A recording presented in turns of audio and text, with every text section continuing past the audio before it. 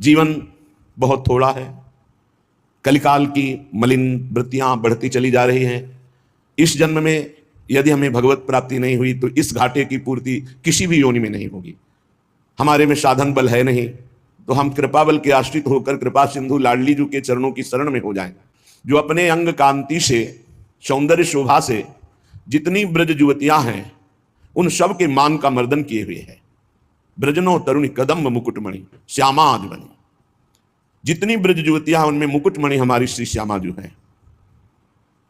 और श्री मनमोहन, मुनि मनमोहन, सुमन मनमोहन लालजू भी जिन मोहिनी प्रियाजू की मंद मुस्कान में बिके हुए हैं, ऐसे महामोहन अंगकारी जो रतिपति सहित करोड़ करोड़, रतिपति कामदेव, रति सहित कामदेव को करोड़ों को अपनी तिरछी चितवन से मूर्छित कर दे, वो लालजू महाराज हैं। और ऐसे लालजू को जो अपनी मंद मुस्कान में अधीन किए हुए हैं, निर्तन भ्रकुटी बदन अंबुज मृदु सरसहास मधुबूलन, तो अति आसक्त लाल अलिलंपट बस कीन्हे बिन मूलन।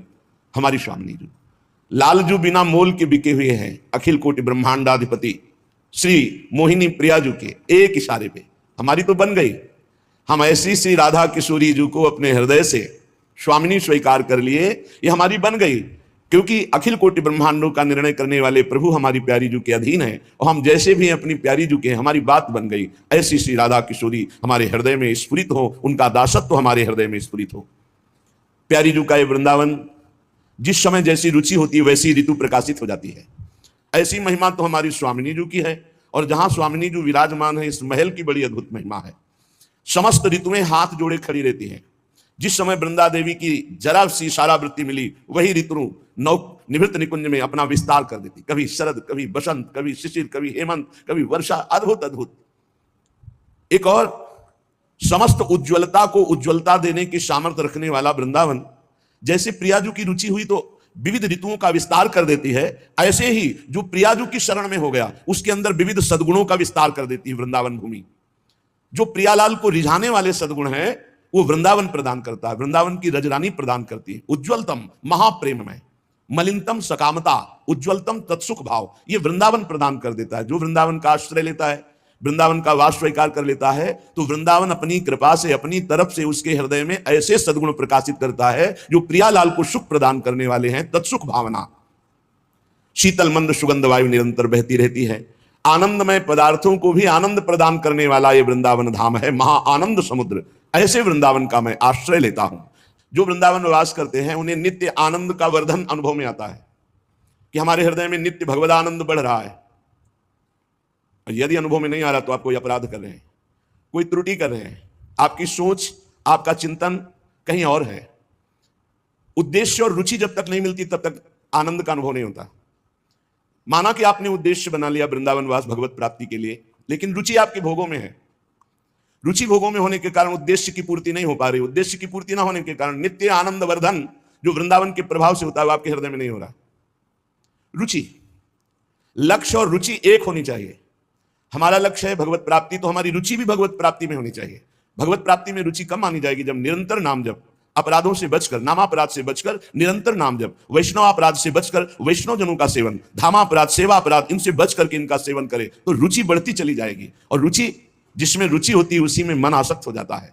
अभी उल्टा है। इसलिए नित्यानंद निरवध विवर्धिष्णु दिव्यावभासाम, एक बार केवल मन को थोड़ा मोड़ दो गुरु कृपा से, फिर तो हिया फिरे स्वार्थ आपने भजन गए फिरे वहां। यहां भजन पकड़ लेता है। बाहर साधक को प्रयास करके भजन करना पड़ता है, यहां भजन साधक को पकड़ लेता है। निरंतर स्मृति, निरंतर भगवत स्मृति यहां पकड़ लेती है।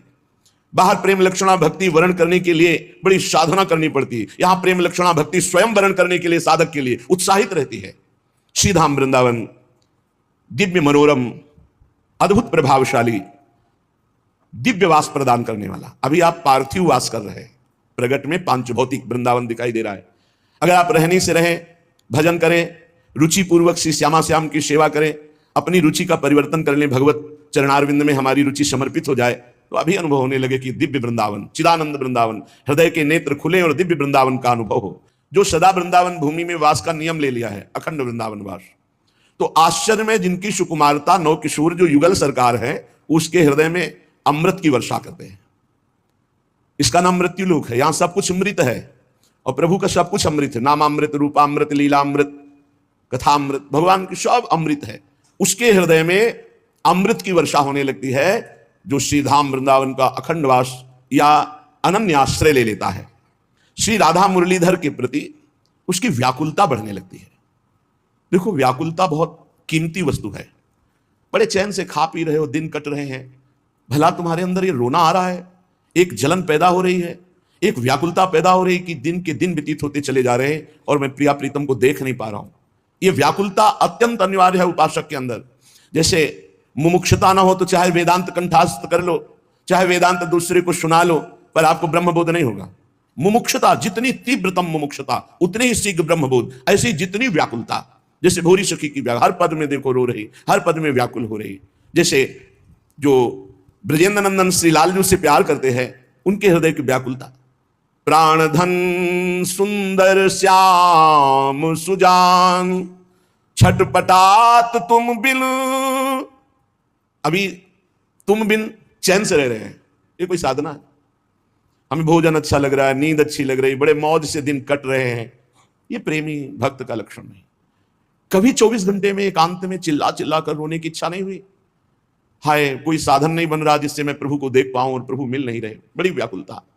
छटपटात तुम बिना दिवस निस, मेरे दुखिया प्राण। प्राण धन सुंदर श्याम सुजान। आप सुजान हो, आप सबके मन की बात जानते हो। हे परम सुंदर, हे श्याम सुंदर, रात दिन अब हमारे बहुत दुख से व्यतीत हो रहे।